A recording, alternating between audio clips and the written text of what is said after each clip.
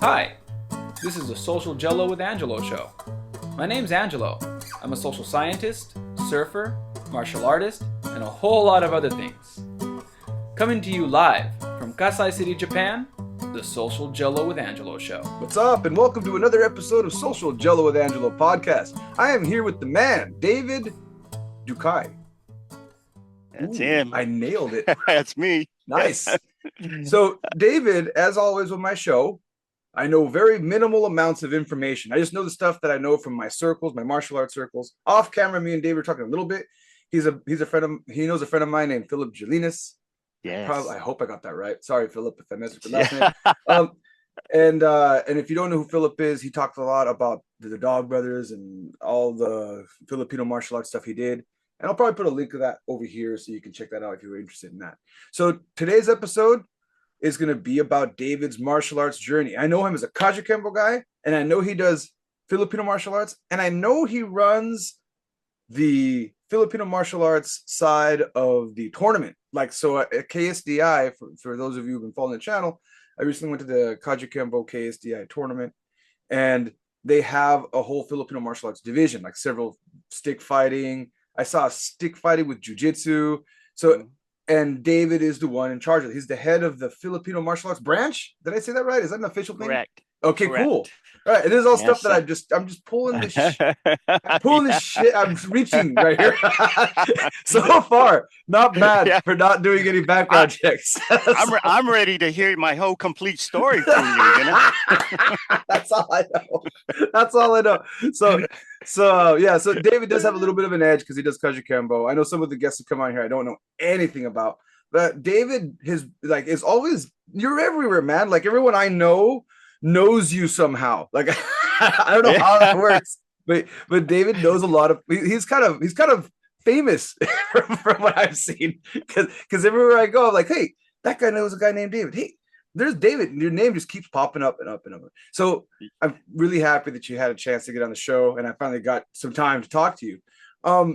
So I guess let's start with the Kaju, since so many people follow from Kajukenbo. Let's start with the Kajukenbo side. How did you end up?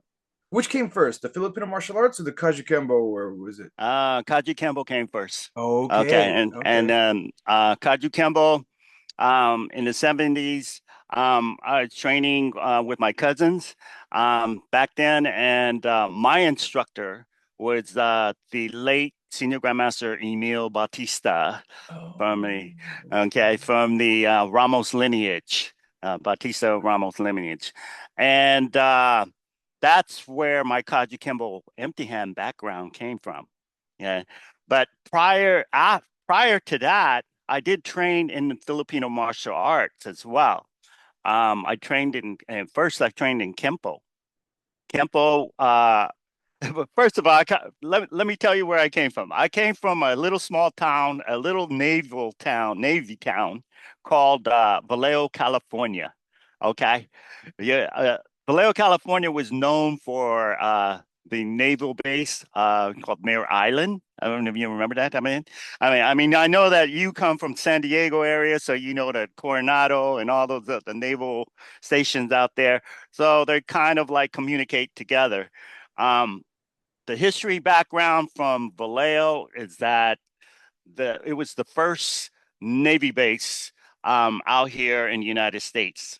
Okay. And yeah, it was bought on a land from the owner of Vallejo, who was the General Vallejo, who was a Spanish colonel or captain from Mexico, and it's called Mare Island, and it was like 1950. Okay, I'm sorry, 1850. Okay. Whoa, okay. 1850. Yeah. All right. So that's a big difference. That's 100 years. That's 100 years. That's So that's how when Mare Island was developed. A lot of I'm Filipino, so a lot of Filipinos from the Philippines and all over the world came to Mare Island because of the naval base. Okay, that's where they found work. All right. So I came from there. And so what it relates back is I took Kenbo And then one of the my instructor back then, the late Patrick Celientes, who was a Kempo stylist. They called it Shirinji Kempo back then that he learned. And the nickname, they called it the Asian Knights. Okay. Not a gang type thing, but it was, it was a name that stuck with it. It was a very popular school out there. We had a lot of kids. I mean, we go to tournaments and we would have a line from the registration all the way out the door and around the circle of the buildings. So we had a lot of people in that. Um, but I learned the Filipino martial arts then. I began to pick up things from him.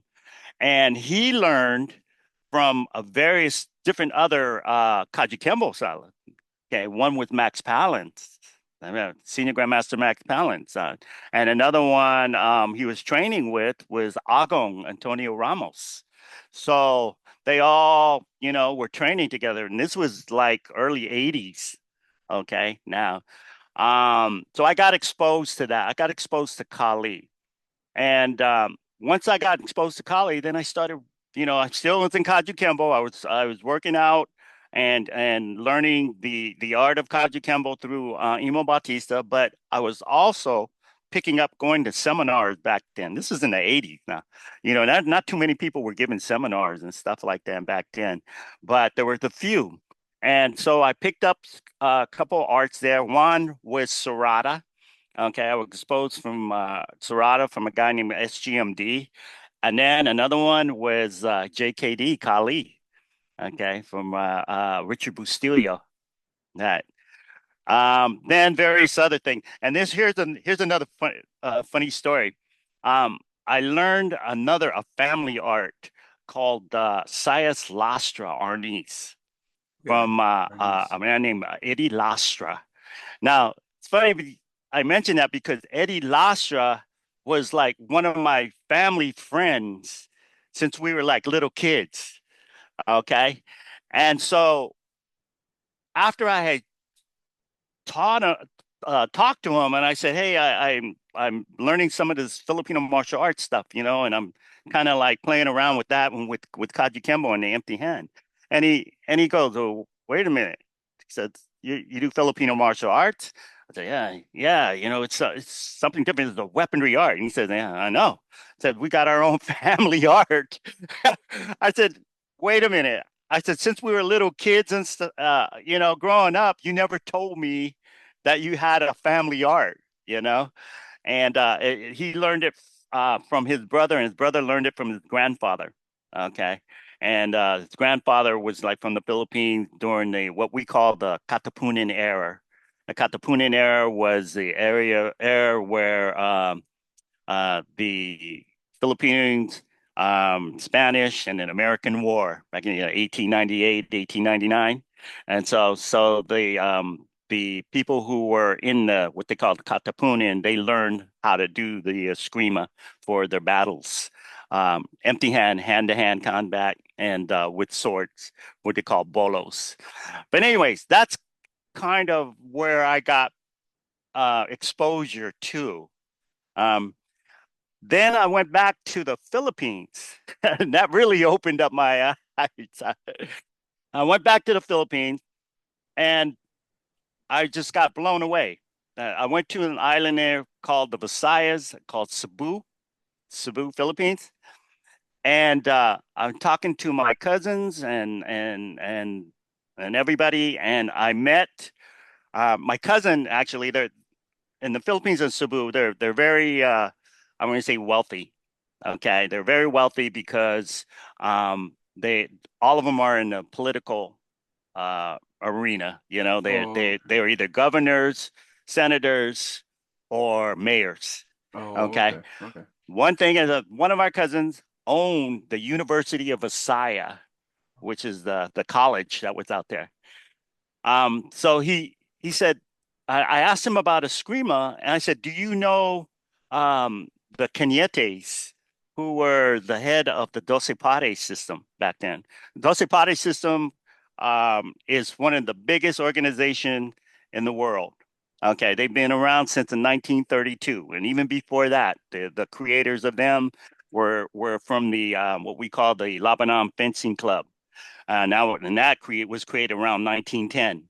Okay, Okay. Okay. so it goes back. It really goes back. So they told me and said, "Hey, um, our uncle was the first president of the Balintawak Club." And I said, "What?" I said, "But didn't Dulce Paris and Balintawak don't get along?" He said, "No, no, no." I said, "Yeah, but they were all one group at one time, and they Oh, just okay. broke away." So he said, "But I will introduce you to Manon Kakoi Kenyeti because he's one of our teachers here at the college." So this is interesting. So he brings me to his class. Lo and behold, I can't speak a stick of Cebuano at all. Okay. And all these college students are in there and they see me walk in and they're expecting me to talk to them in Cebuano, right? Oh no.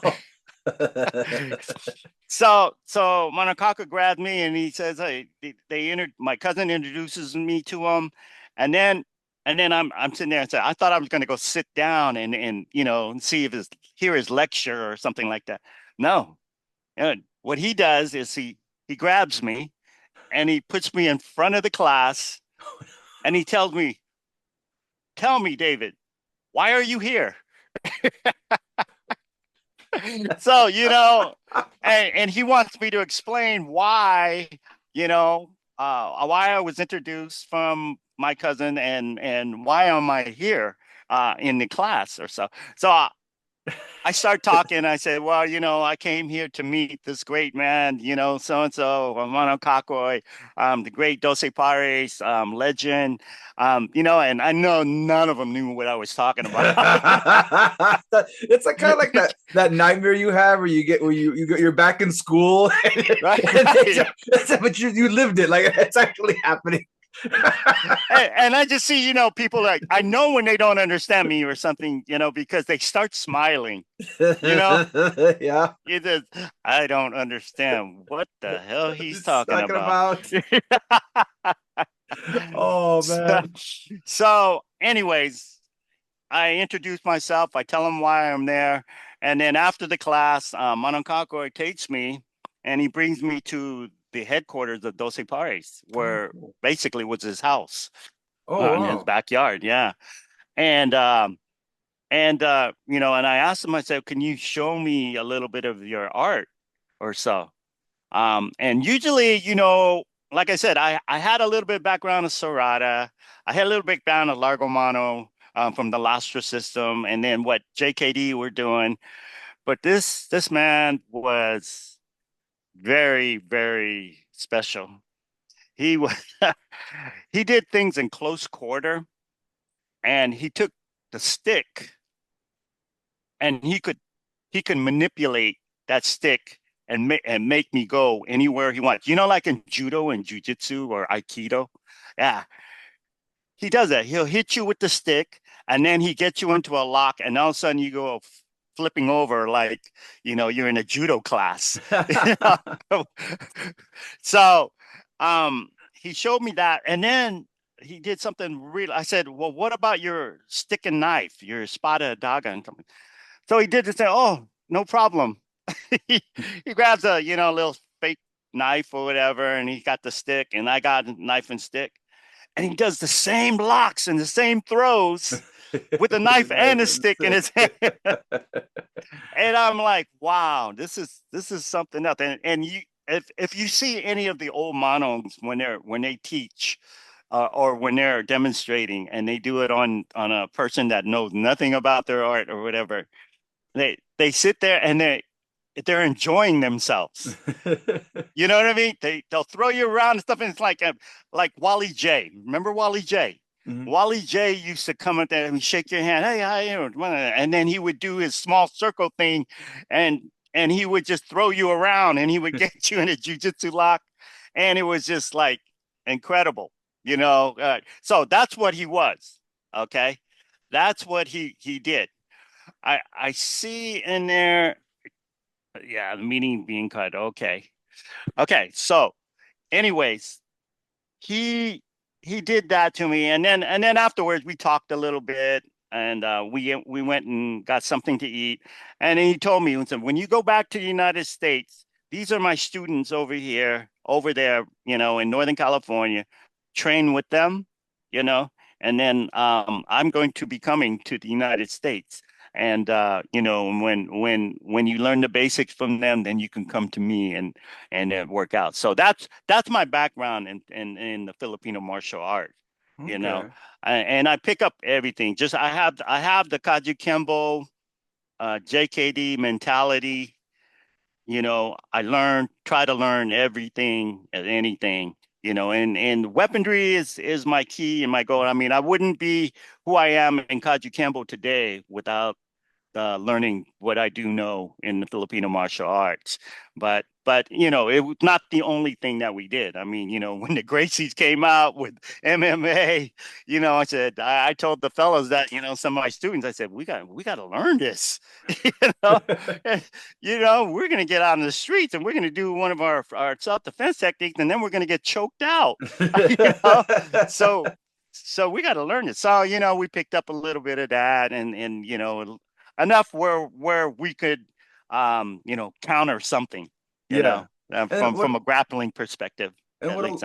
what a lot of people don't know in the jiu-jitsu world, because I mean, as a Kajukenbo guy, I always say, like, obviously in the short introduction, or I consider this a short introduction. It's a long format for podcast, so I consider that what we just did was what I consider a short introduction. Historically speaking, a lot, as Kajukenbo guys, we're not stylists. Like, we're kind of like you just said. I can grab any Kajukenbo guy, they're gonna say I started here, and then I like this, and I like that too, and so I started training in that, and then I met this guy who trained over here, right?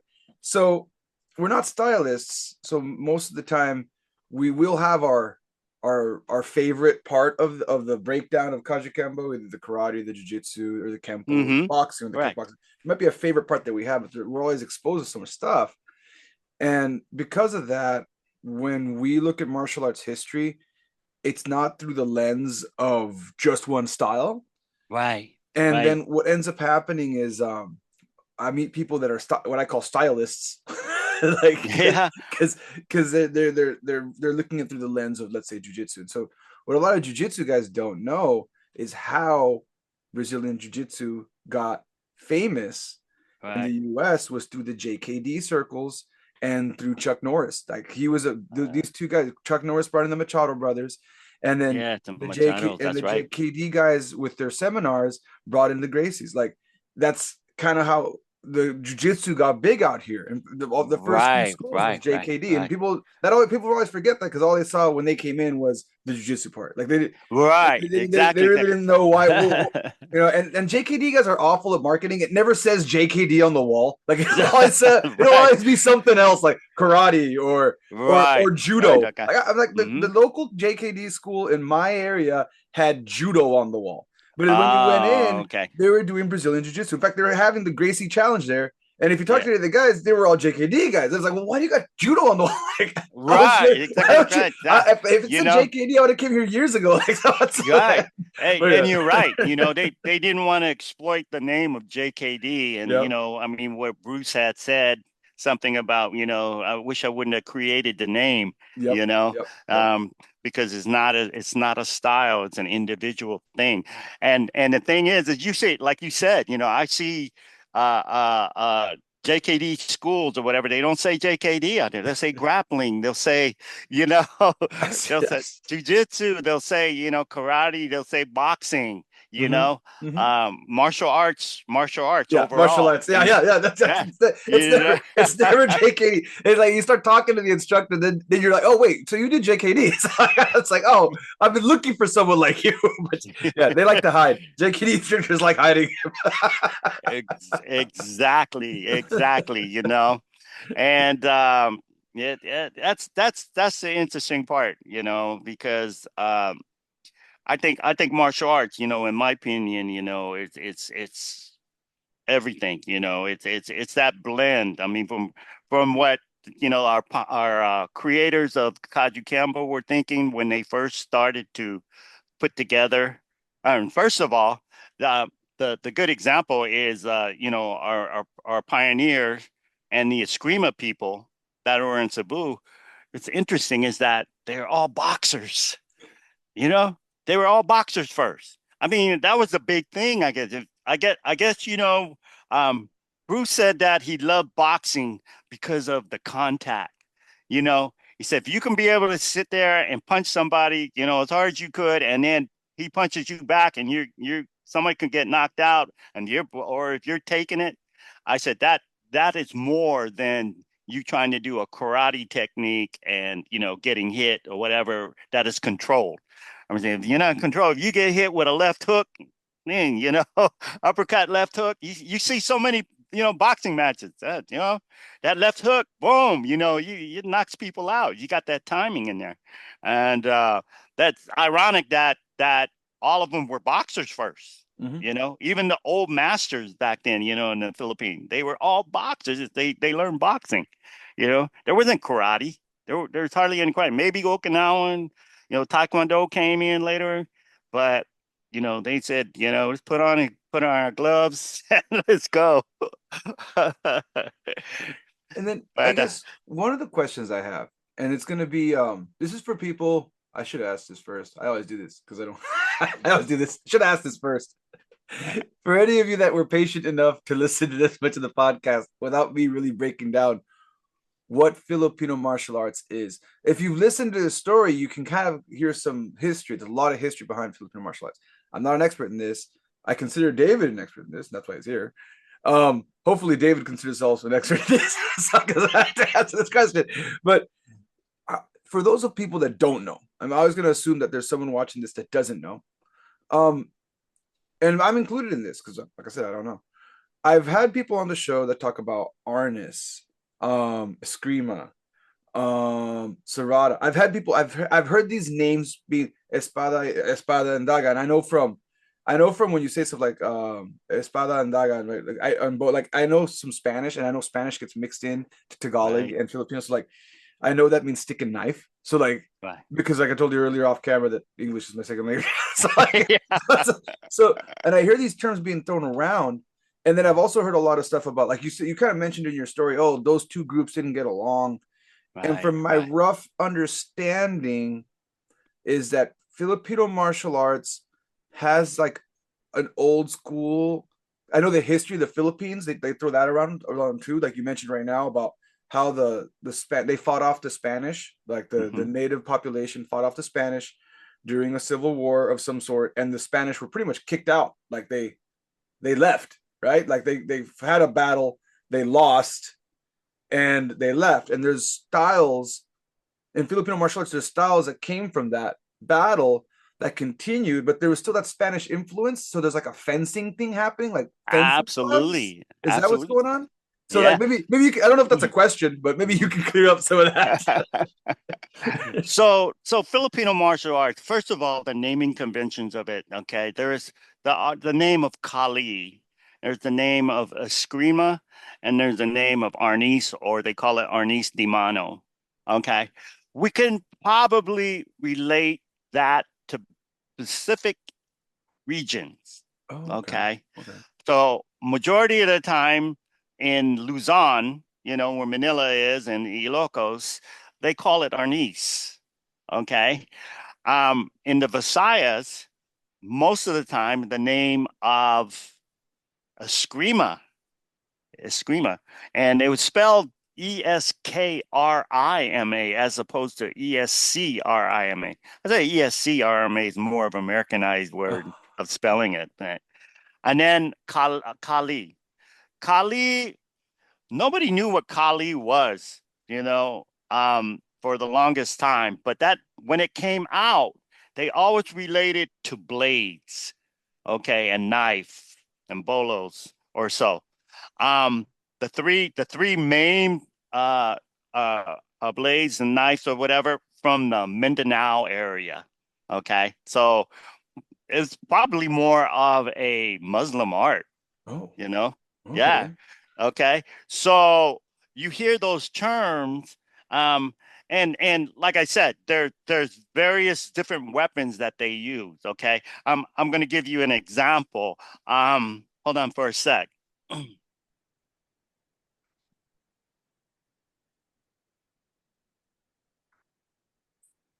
There you go. So somehow I'm not surprised that you had weapons just laying behind your chair. So this right here is called a compilan. Oh, Okay. cool. Yeah, it's a compilan, and most of the kings, or what they called the prince, were like another term with the Raja, the Rajas. Okay, I know of a particular name was called Raja Lapu Lapu. Okay, Raja Saluman.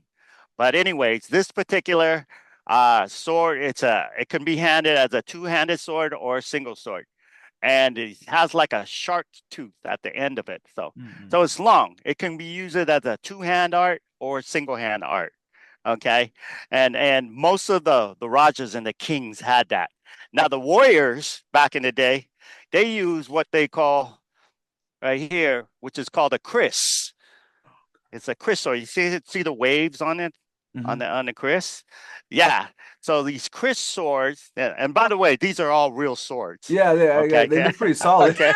Yeah. They don't These look like were replicas. actually used in either, used in the military, or they had used them during, a tribe had owned it Oh or wow. so. Okay. And it was, they got their own scabbard in here, but most of the warriors, the captains or so, they would have the Chris sword, and what the Chris is double edged. Okay, it has two sides on it, man, on there that is sharp. So when they would go into battle or so, tribe against tribe, or in a whole, you know, uh, uh, mayhem, you know, you can weld the Chris sword, and you would get cut both ways.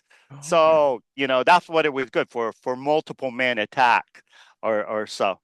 Um, and then the other one that mostly everyone, including, most Muslims use, is, I have this on display. It's called a barong. Okay. Okay, a barong sword right here. Okay, this is very heavy stuff. Okay, if you read anything about the Filipino martial arts with this sword, this is what uh they used when the Americans were took over the Philippines, and the Muslim, and they were trying to take over, or gain hold of Mindanao, um, the Muslims, okay, they had a term called Horimentado, okay, Horimentado, which was they would carry this right here. They would basically smoke heroin Oh, or opium. Oh, opium, yeah, but yeah, opium. same thing. Yeah. Different way of taking it, but same thing. Yeah. They would cover their chest with some kind of cardboard or some kind of hay, and they would ride through the town, Wow. going through and trying to decapitate as many people as they could with this sword. Whoa. Okay, and that is why the Americans, and they developed the 38, I think. Yeah. Oh, maybe with the 45. I don't know, one of them. But anyways, they needed something that had more More power to stopping stop. power. Yeah, Yeah, stopping power. because the Because 38 couldn't handle it. They would shoot them. They shoot them like five times, and they're still coming. You know. wow. So they had something. I think it's a 45, 44, 45, or whatever. Anyways, so those are the three main swords that they did. And so Kali is a term that is used in Mindanao, and you don't really hear it from Kali by its only single name. You usually call it like Kali Silat or Okay, that's Kali that something was else. the other. I was gonna say Salat is the other name that I've heard thrown around in the FMA circle. Yes, yes, yeah. That is an Indonesian Borneo art. Okay, Malaysian. You can hear that silat come from there. But again, if you know history, you know that there was a land bridge from from there, from Malaysia, Borneo, all of them, all the way up to Mindanao, and all of them came up through there, and that's why you got a lot of Muslims there. I mean, they went all the way up to Manila. Muslims owned Manila, the king back in the day. Oh, wow. Raja Saluman was his name. He was the king of Manila. Back in the days. But those are the terms there. Now you were mentioning like different terminology about specific weapons like espada daga. Mhm. Okay, stick and knife we call it, but it's a sword and dagger. Yeah. Okay, Yeah. the Yeah. I think sword like and espada, dagger. espada is sword. That's Yes, what I thought. That's another thing I was always like, I know in Spanish, espada is sword, daga means dagger, right? yes, So like, yes. I always thought it was funny. They say espada and daga, and then they stick out a stick and a knife. But then later, someone was explaining to me that the stick represents the sword for practice. Like that's one person. That's what I see thrown around. Right. I don't know what I'm talking about, man. That's why you're here. Clean that up. That's right. So, just to get everybody educated on that, um, one of the historical facts that has been documented in the Philippine history is that when Magellan came to the Visayas, okay, the first island that he took over was Cebu. Okay. Okay, and one of the reasons why he was there because he was trying to get them to go into Catholicism, right? Okay. They Okay. were Catholic. They wanted to be Catholic and be able to worship, the Christ. Um, but in order for them to do that, they was like, well, why would we do that? Why would I want to change my religion or something? And so he had to kind of like put fear into them. So what he did is he said, well, this is one reason, and he had a demonstration of one of his men who was carrying the fencing sword and the dagger, Okay. and he had four of his men, or three or four of his men, with a single sword, would attack him, and the middle guy would defeat them by disarming them and said head. So he told the king or the Raja Hamuban, who was the chief then, he said, one of my men, Spada Daga, can defeat at least 12 to 15 of your men, Oh. and so it kind of like, oh, okay. Okay, so I guess I'm going to convert to Catholicism then. you know and then and he ended up doing it. He converted him, and he took over the island of Cebu, but he warned Magellan. He said, you can make me convert, and us, we'll go with you, but there's no way that you're going to be able to convince the Raja Lapu-Lapu from Mactan to do that, because Oh. he is a true chief warrior. He thing about Mactan and Raja Lapu-Lapu was that he was a war strategist.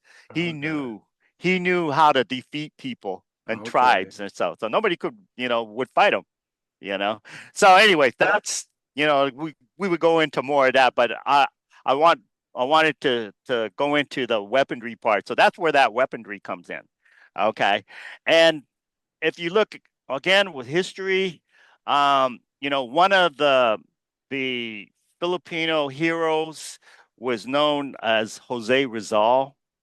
I don't know if you heard of him. He was a politician. He was a doctor. He was a you name it, a chiropractor. He was a educator. He wrote books. Matter of fact, his books were the ones that kind of uh, um, made the Filipinos rebel against the Spanish. Oh, okay. The Spanish, man, they took over the Philippines for 400 years. They were there. After Magellan was taken care of by Lapu Lapu, Miguel de Legazpi, he came in, and he was the one that captured all of the Philippines, you know, and he was smart. He was a smart man. Magellan was Portuguese. Legazpi was Spanish. Okay, Okay. and he was a smart guy. Instead of him trying to fight and his men fight for each land or each island or whatever. He said, we'll just take over this one tribe, and then we make this tribe fight that tribe.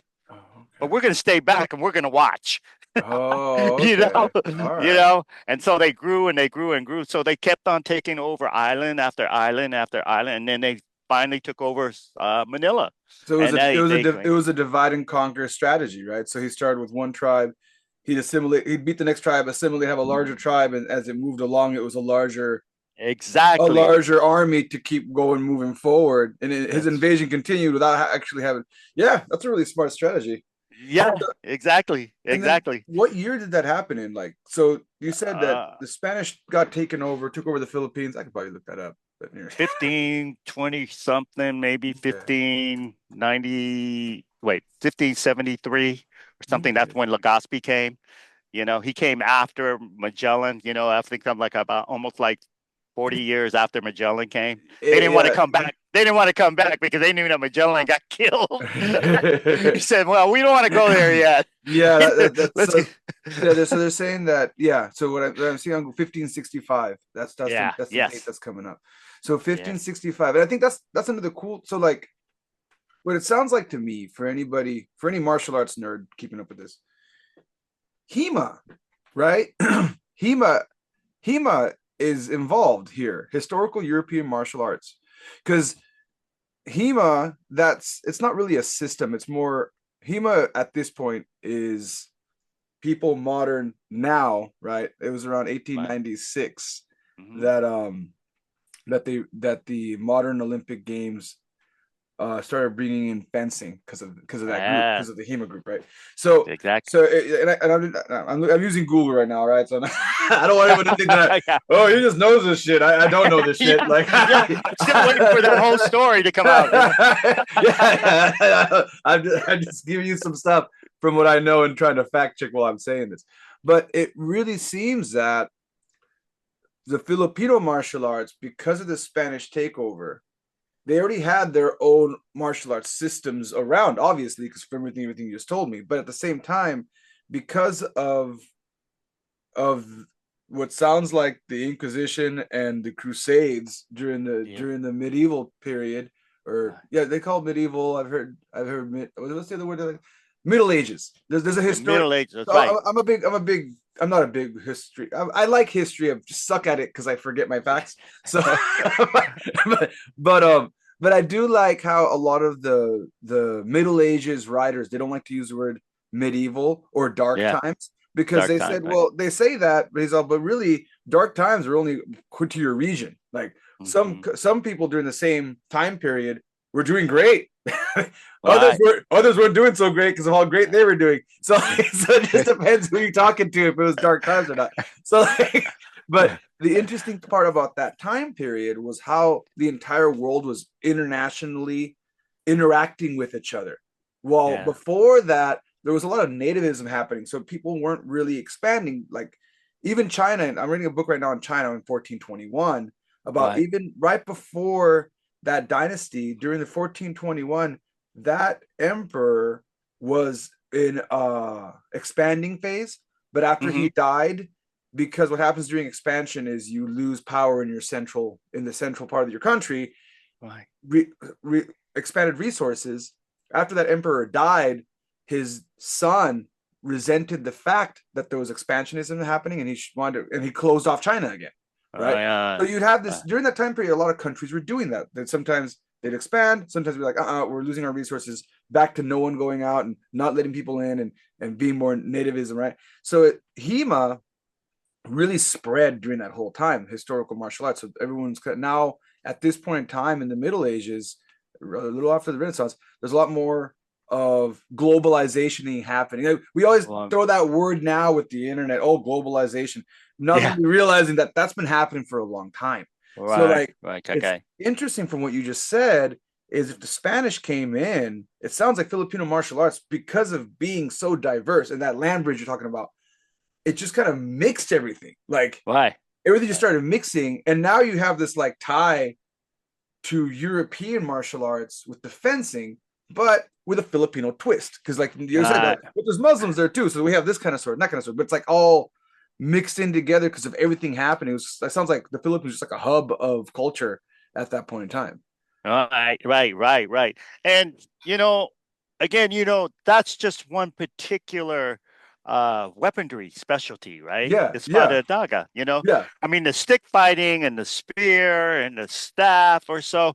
I mean, Filipinos have been on the island forever. Remember, from the Igorots to the mountain people, you know, they had their own art, right? They had spears, they had sticks, they were doing that way before, the Muslims or anybody else came.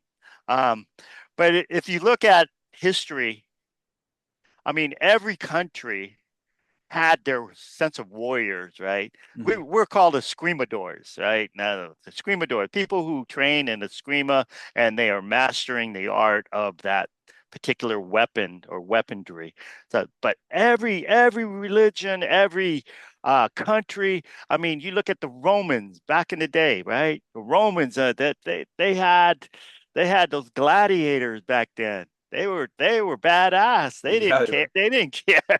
They learned. I was looking at some of that, some of the things that they did or so, and I don't know where, if it's the Filipino martial arts that came and took it from them for training, but they were doing the same angles of attack, that the Romans were doing back in the day, and then there were, before that there were the Mongols, right? The Mongols they were bad, and the samurais from Japan. Oh man, like I said, the Italians did the sword and fencing. So everybody had their own sense of warrior in there. United States, they got the rifle. Yeah, that what's that saying? Like, but the gun people like throwing that one around. God created all men, and Smith and Wesson made them equal. I think that's the one they like to throw around. That is a very American statement right there. Yeah, even Mexico. Yeah, Mexico had their own, besides their guns and stuff, they had their Mhm, own knife fighting system out there. mhm. Sangria they called, or something. There's the other one, Yamasia, which was the Aztec type martial arts. But like I said, everybody, nobody has the cornered the market on what martial arts during the centuries. Yeah, You and know, I think this was just to tie it all together back to Bruce Lee, right? I read a lot of his stuff, and he talked about how unless someone grows an extra two arms or an extra two legs or an extra head or some other body part that we don't know of, we're all dealing with the same tools. We're all dealing with right. two arms, two legs, and once we start putting stuff in our hands, any weapons, sooner or later we're gonna stumble upon it. Like, and I say this about Brazilian Jiu Jitsu all the time. People sometimes ask me, well, can I learn Brazilian Jiu Jitsu without actually doing Brazilian Jiu Jitsu? Well, you Yeah. can. You can. You could say, if you sat there with your friend and started grappling, and I got to give credit to Stefan Kesting, who's Jelinas' student, by the way. Oh, okay. Little connection Okay. there. A lot of people don't know Yeah. that. They see him as a Brazilian Jiu Jitsu guy, but he's actually Yeah. Jelinas is one of the first Kajukenbo students. Uh, He's from the old school, and he got involved in that stuff. But anyway, so his saying is, if you get two guys and you start grappling, sooner or later, within 4 to 5 years of grappling, you're gonna end up at a blue belt level of Brazilian Jiu-Jitsu. Like, hmm it's because hmm you're gonna figure it out. Now, I recommend you do Brazilian Jiu-Jitsu because you can get that done in a year instead of 5. Yeah. But you will get there Right. eventually. Right. That's what we kind of respect what Brazilian Jiu-Jitsu and the Jiu-Jitsu training.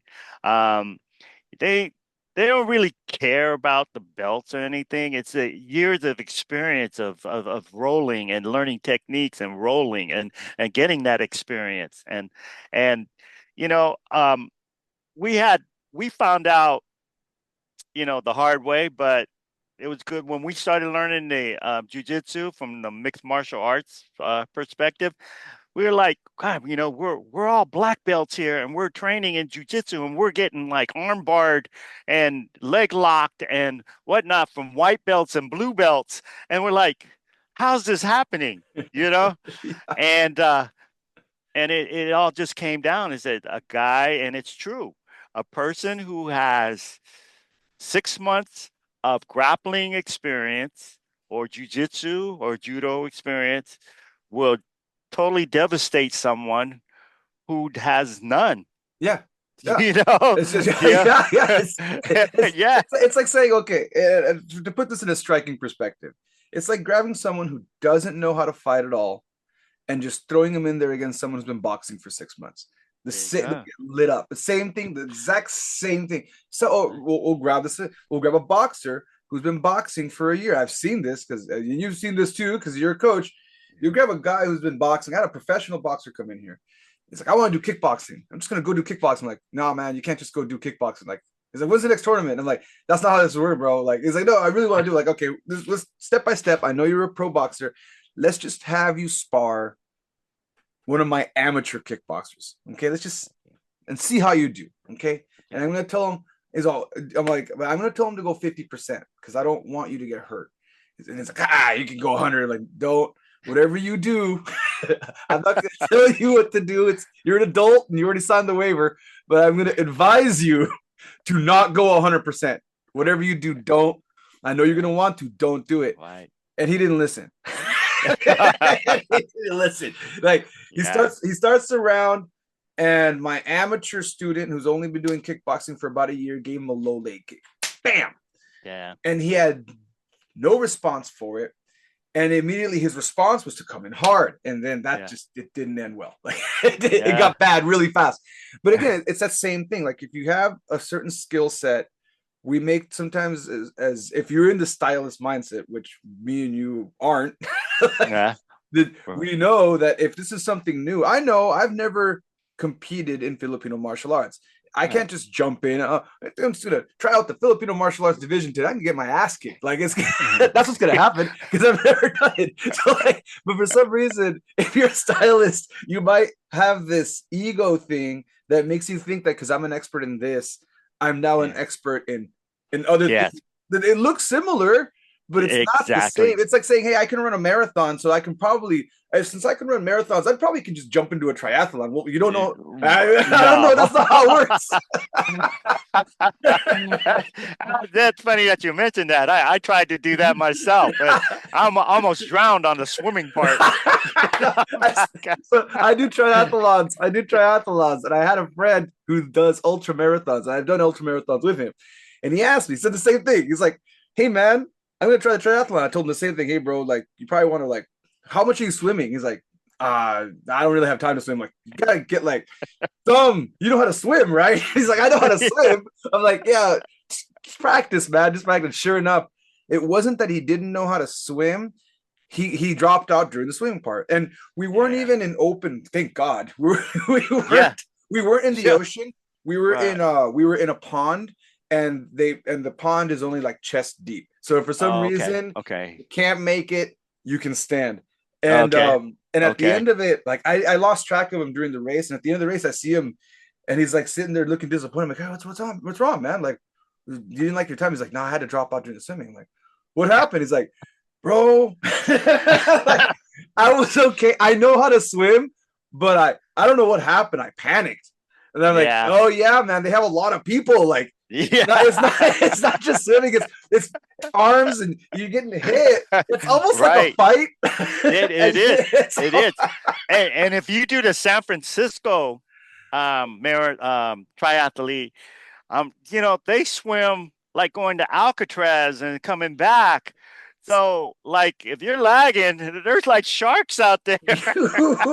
Oh man, no, that'll give me a panic attack. See, I can't. I have a panic attack. And I'm not just saying like leopard sharks or no. We're talking like great whites. You're talking Jaws. You're talking the dun dun dun dun dun dun that kind of shark. Damn. I'm not kidding. I'm not kidding. I brought my nephew to Alcatraz one year, and we sat there and ate lunch on the outside. And we looked into the water, and it's like huge great white came out and just grabbed a seal. Ooh. And And I said, "Oh my God, I didn't even know they were in the bay." Yeah. You know, I said, "There's people that swim in that." I'm like, "Oh Oh no, man. that is No, nuts. That no, is no, nuts." no, no, no thanks. No thanks. Oh, could you see yourself in Australia doing I'll that? no, no. See, like so that's another thing. I love surfing and I'll surf. Okay, so we're getting way off topic, but this is a funny story. So I had this stupid idea that I'm gonna surf. I'm gonna go on a trip up north to the Bay Area, and I'm gonna surf all the way up to the Bay Area. It's gonna be great. And I'm gonna surf all the famous surf spots. And I surfed. I started in San Diego, and then I surfed in Santa Barbara, and then Right. I got to Ventura. Uh, And when I got to Ventura near the Channel Islands, the water looked different. Like uh, up until like Santa Barbara, you still have sandy beaches, but suddenly in wha- Ventura, there's like a forest under uh, the water. oh wow. And I'm like, wow, there's like a forest under there, man. That's crazy. And I can see wildlife. I can see fishes and I've seen dolphins, but like I saw fish, saw some seals, and then I saw some dark shadows. And I'm in the water by myself at like 6 in the morning. And my friend's on shore. He's not a surfer, he's just sitting there on shore.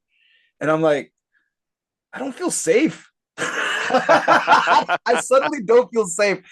So like I'm getting creeped out. So I get out of the water and then I'm like, it's like, what's wrong, man? I thought you're gonna surf. I'm like, you only caught like 2 waves. Like, I'm good. Like, I don't know.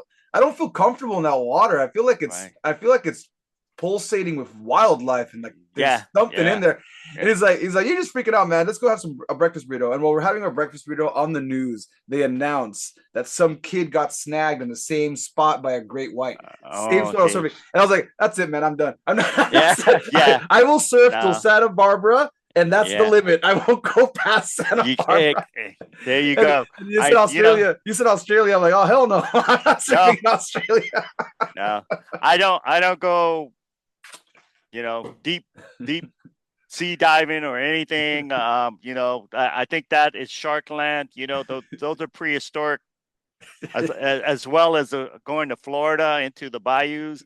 I don't do Oh that, yeah, yeah, no, with the no, alligators. I mean, they've been around longer than we have. no. So, that's their territory. Yeah, Let's keep it to them, yeah. Well, I respect that. I respect the wildlife. But Well, we did go off topic, but I think that was fun. That was fun. let me give you a little bit of background from a Kajukenbo perspective, though.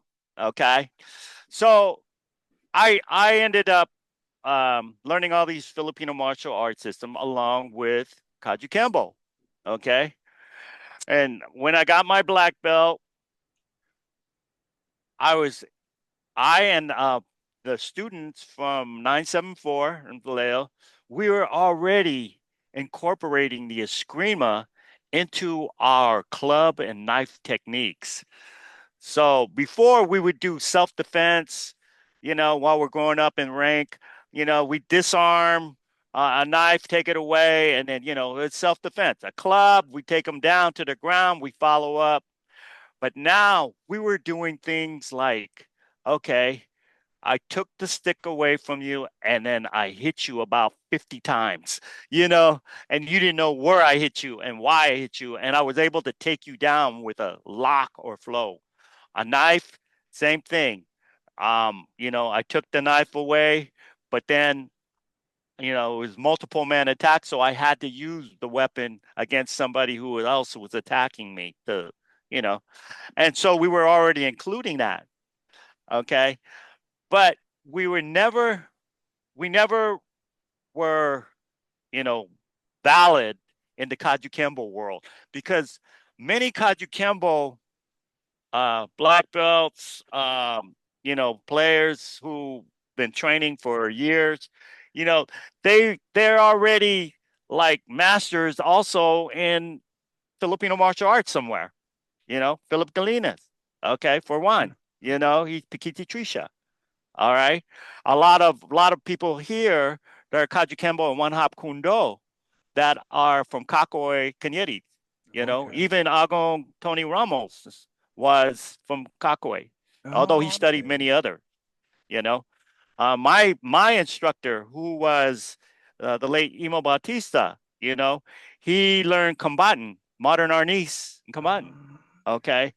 Max Palance, he's one of the few that had trained with everybody in the Filipino martial arts. You know, he went to Stockton and trained with everybody. Anybody who was a martial artist in Filipino martial arts, he learned from them, picked up.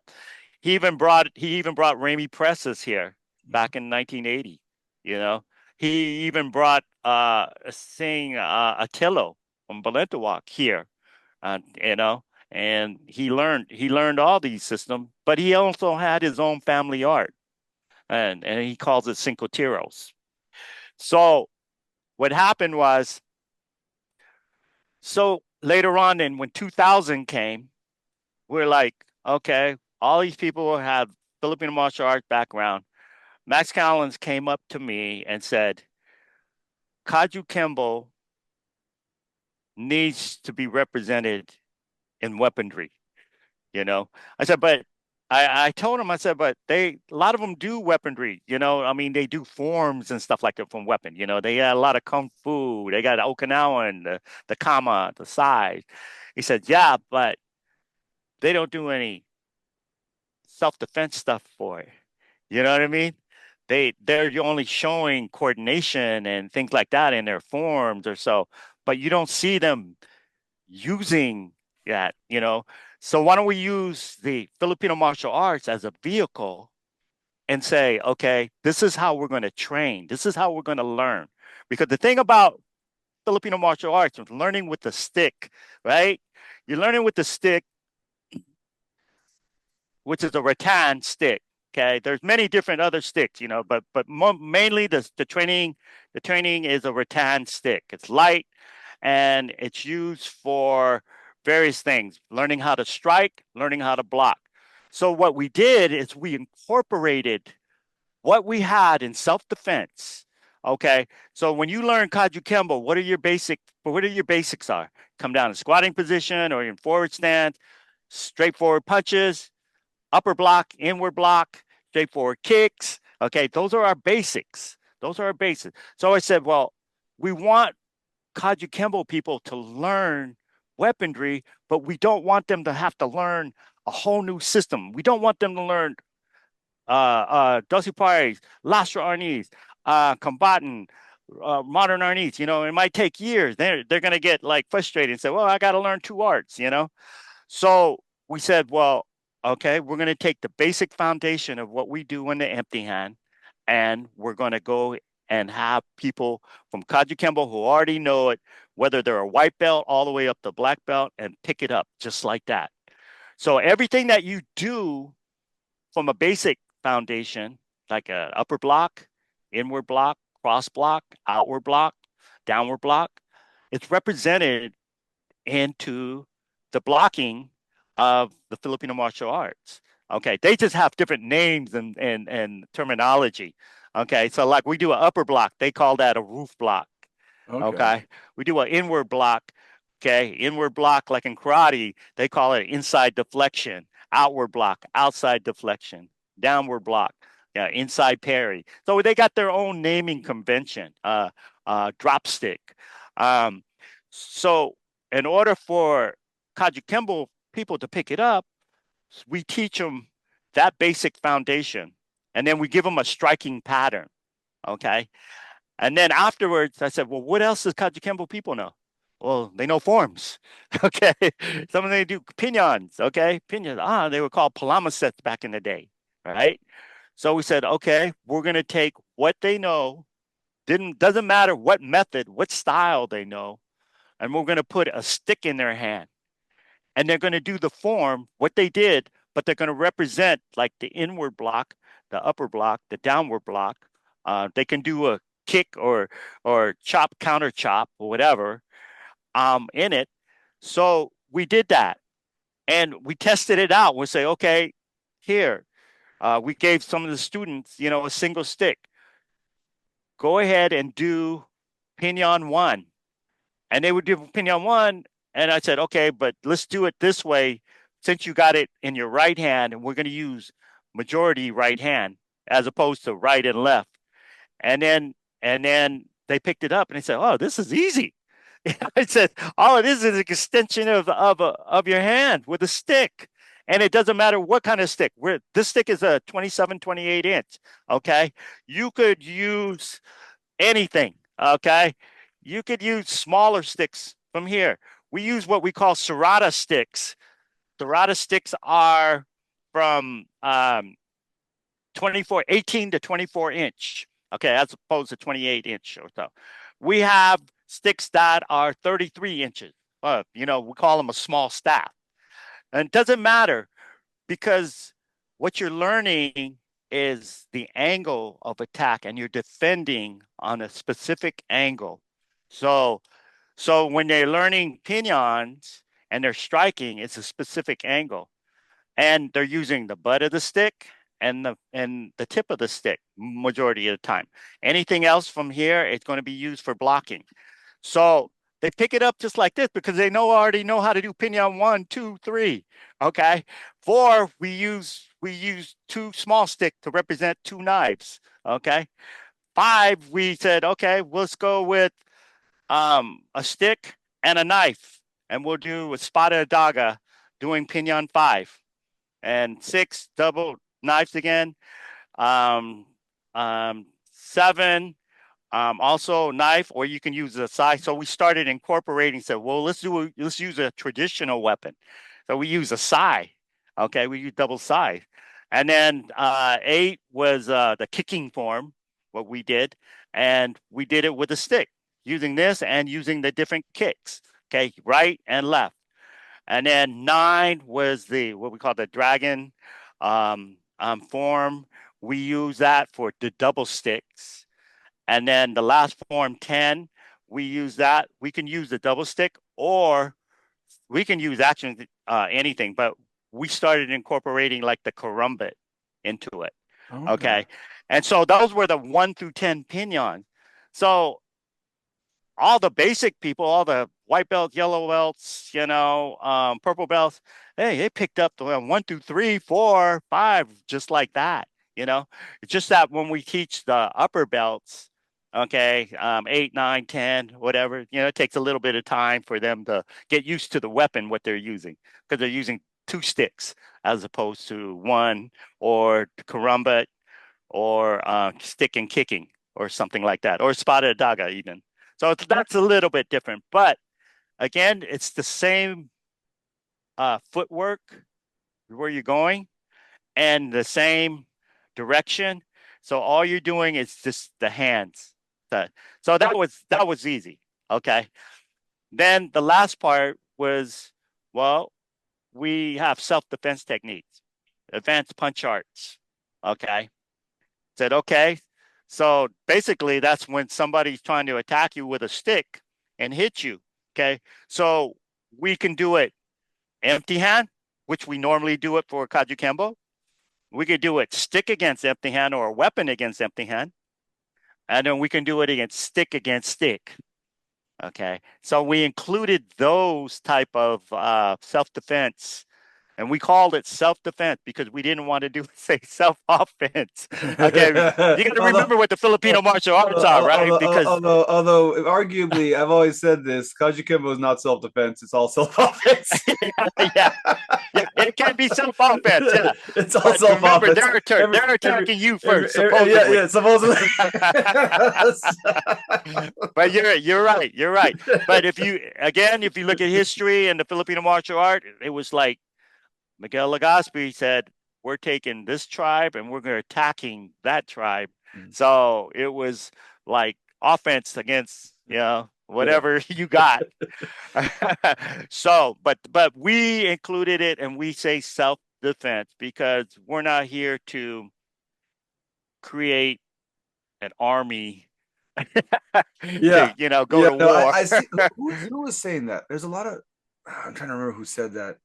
Someone was talking about avoiding creating a knife cult. I think it was John Hoylo, my friend John Hoylo, who wrote an article on that. But he's not the only person who's talked about that. In the FMA circles, there's been plenty of talk about a thin line between studying a martial art and creating a knife cult, as they call as they called Yeah. it, and how we have to be careful not to create knife cults when we're practicing our art with weapons.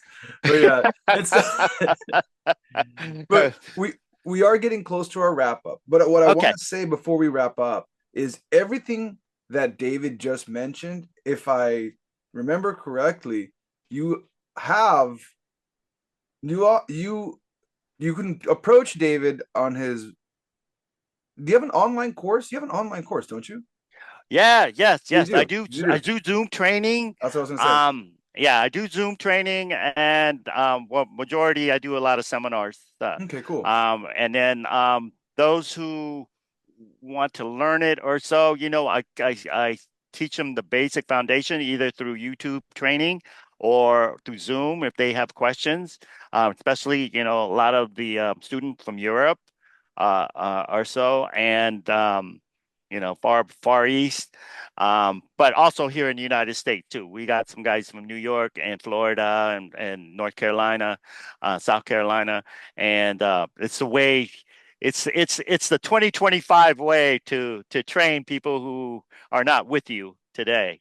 You know. Yeah. And the reason I'm asking that or saying that towards the end of the episode is I'm sure people want to contact you somehow. Oh, So okay. where Yeah. I'm sure there's people who want to contact you.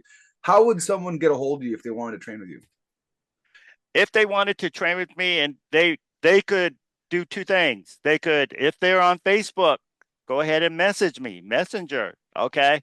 If they're not, email me. Email me. My email is D Ducay. Okay. That's David Ducay. DDUCAY at yahoo.com. Okay. Very simple. Very simple. That one more thing before we go. Um about the Kajukenbo history. The stuff that we do also come from Sijo Emperado. Okay. Well, Sijo Emperado, there's a history background in Sijo Emperado on this. Man, he learned from his stepfather, Alfredo um, Peralta. Mm-hmm. Okay, who was a great Filipino martial artist himself. He used to do the full contact fighting back in the day in Hawaii. Oh, With okay. Philip Burrell and all those other guys that were uh, legends. We call them legends back in the day. But he was taught. He was taught at an early age his basic 12 strikes, and then later on he trained with his stepfather Peralta. Solo baston to single stick, and he learned like three different styles: the Ilocano style, the science style, and there's one more. I can't remember whatever it's. Oh, Manila. I mean, from Manila. Okay. Um, but that's another time. That's another history lesson on that part. I can go into that.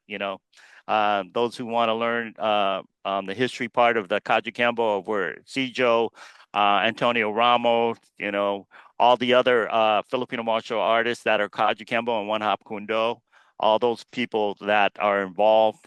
That's a development because when we first showed this, we showed this to the KSCI group, right?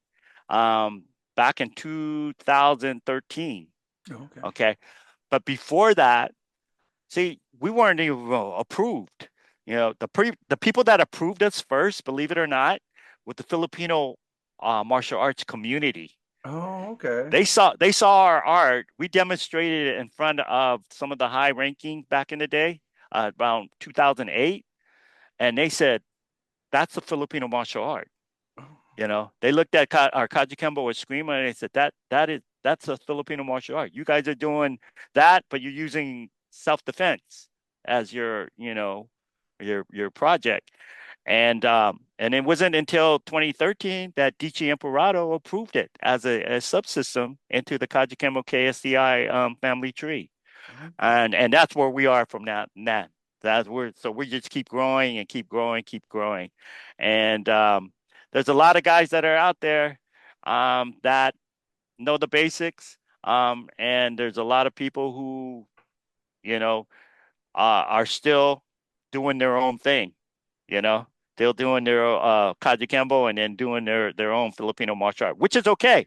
It's okay.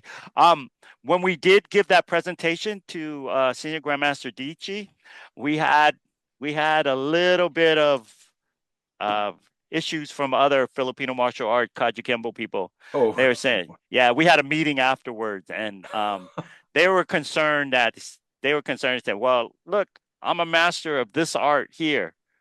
You know, are you telling me I have to learn the Kajukenbo Eskrima way you guys do it? okay.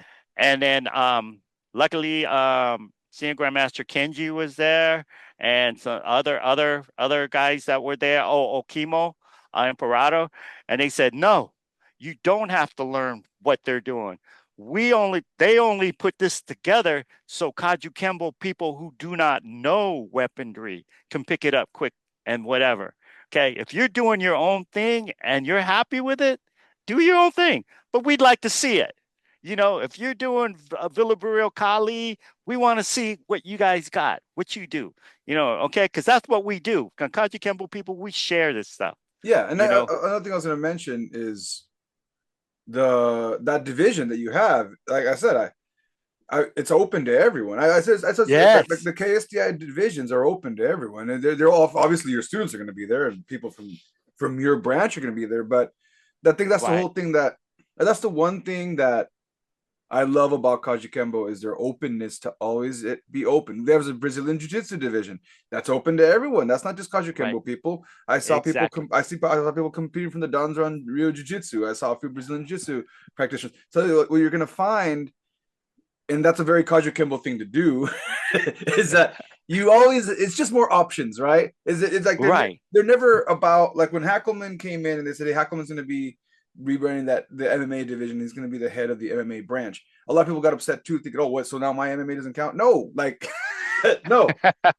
you could always do you in Kajukenbo. No one's going to stop you or force you to do anything. It's just an option, like you were saying. It's always an option. You could optionally contact David if you want to learn his It's a network. It's a giant network to be able to learn more stuff. That's it. Yeah, it's if you want to include it into your system, if you want to build on to what you, instead of staying stagnant of what you're doing, you know, sure, you can learn the jiu-jitsu and be more into the jiu-jitsu, the judo, or the kempo, or the kung fu, whatnot. But you know, again, you know, another option is learning weaponry.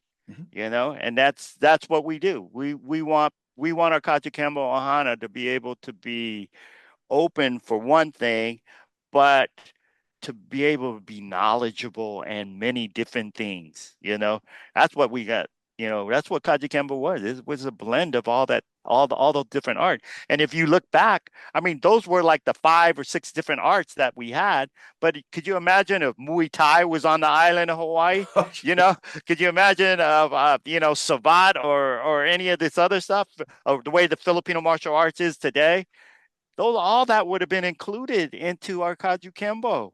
Yeah, you know, and there's nothing to stop us from doing that now. So like, today, exactly. As long as you're happy, and long as you're learning, you know, and long as you're progressing, and you know, you're true to your art, that's all we ask for. You know, we're here to help you. You know, and whether it's like you said, you know, Filipino martial arts, jiu-jitsu, whatever.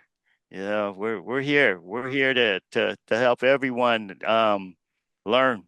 You know, it's like college, right? You go to school from elementary school all the way up to high school. You know, you progress to that level. You got a certain, and then you get up to, you know, your black belt. Then all of a sudden now you got to go to college. Yeah. Okay. Now you get your BA or AA, and then your BA, and then your MA, and then the PhD. and there's always, and even with that analogy, even when you do get your PhD, you just never stop learning, right? You're always going back. You're looking back. I have a background in psychology. I'm still to this day. It doesn't mean I stop reading psychology articles. It doesn't mean I stop looking and continuing to research and seeing where the field is at. So like, as a martial artist, there's always room to grow. Well, again, you can reach David, like you said, on Facebook. If you look up David Ducay, Now that's gonna be spelled Ducay, and Yes. he's very approachable. So you feel free to hit him up on Facebook. Do you have an Instagram? Is there an Instagram I should be mentioning? No, No, sir. I did have an Instagram at one time, long time ago, and I think Are you doing? my ID is out there, but Oh, okay, it's not, you're I not don't there. go So on it all the time. Facebook's away. Facebook's away then, and no Yeah. TikTok. You're not doing like the dances and stuff on TikTok. If you want to do that, let me know. I'll throw it out. But yeah, I only know how to do the cha-cha. That's it. All right, so it's a pleasure. I'm honored to be here and and talk our art, and I appreciate you doing this interview with me. No problem. We'll do it again, man. We're gonna have once I ask people on the show once you're on the show once, you're in the pool of people that I call. Hey, what are you doing next weekend? you want to talk about Filipino martial arts? You want to talk about jiu-jitsu? You want to talk about boxing? You want to talk about what happened? And that's how this works. So that now everybody knows who you are in my network, and we're definitely gonna keep connecting. And for the rest of you, thank you very much for checking out another episode of Social Gelo with Angelo podcast. One of these once a week. Catch y'all next time. Mahalo. This has been a Social Gelo production. If you're interested in being on the show, feel free to reach out. Just email me at socialgelo@gmail.com. Don't forget to follow me on social media, Instagram, Social Gelo, Facebook, Social Gelo with Angelo, or follow me on my personal page under Angelo Ferrer. LinkedIn, search Angelo Ferrer. YouTube, if you're listening to this on a podcast platform, make sure to check out my YouTube channel, Social Gelo with Angelo YouTube channel. And wherever you're listening, whether it's Apple Podcasts, Spotify, or any other platform, make sure to follow and subscribe and leave a review. Thanks again for tuning in. See you next time.